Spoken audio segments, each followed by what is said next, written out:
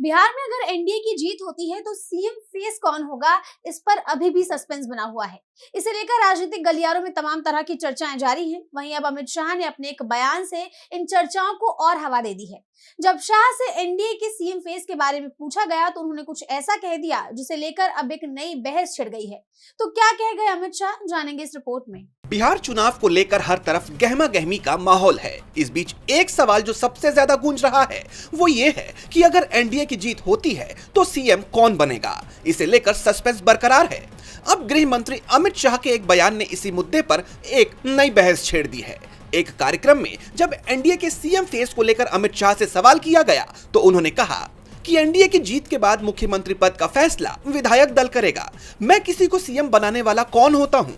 इतनी सारी पार्टियों का गठबंधन है। चुनाव के बाद विधायक दल की बैठक होगी और वही अपना नेता तय करेगी। हालांकि शाह ने यह भी कहा कि फिलहाल हम नीतीश कुमार के नेतृत्व में ही चुनाव लड़ रहे हैं और वही हमारे चुनाव अभियान का नेतृत्व कर रहे हैं। अब जानकारों का कहना यह है कि एनडीए बिहार में नीतीश कुमार के नेतृत्व में चुनाव लड़ रहा है, ये तो साफ है। लेकिन अमित शाह या बीजेपी के किसी भी बड़े नेता का नीतीश कुमार को अगला सीएम कहने से परहेज करना सवाल खड़े करता है। जानकार सवाल उठा रहे हैं कि क्या नीतीश कुमार का हाल भी महाराष्ट्र के तत्कालीन सीएम एकनाथ शिंदे जैसा हो सकता है। जैसा कि आपको याद होगा कि महाराष्ट्र चुनाव में भी एनडीए ने एकनाथ शिंदे के नेतृत्व में चुनाव लड़ा था, लेकिन जीत के बाद उन्हें सीएम नहीं बनाया गया था। हाल ही में हुआ सीट बंटवारा भी बीजेपी की मंशा पर सवाल खड़े करता है। जेडीयू और बीजेपी का बराबर सीटों पर चुनाव लड़ना भी इसी रणनीति का हिस्सा माना जा रहा है। बताया जा रहा है कि यह कदम इसलिए उठाया गया है ताकि जीत के बाद जेडीयू अकेले सीएम पद पर दावा ना ठोक सके। अब बीजेपी के पास भी बराबर सीटें होने से वो अपने नेता को मुख्यमंत्री बनाने का दावा कर सकती है।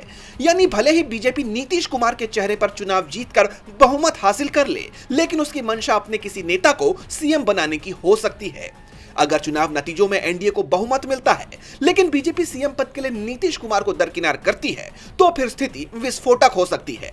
ऐसे में नीतीश कुमार के पास महागठबंधन के साथ समीकरण टटोलने का विकल्प खुला रहेगा और अगर महागठबंधन के साथ जाने पर नीतीश कुमार सरकार बनाने के लायक बहुमत जुटा पाते हैं तो फिर न सिर्फ बिहार में बल्कि सीधे सीधे केंद्र की सत्ता पर भी खतरा मंडरा सकता है। अब शाह के इस बयान पर नीतीश कुमार की तरफ से कोई प्रतिक्रिया आती है या नहीं, यह देखना होगा। डीबी लाइव की रिपोर्ट।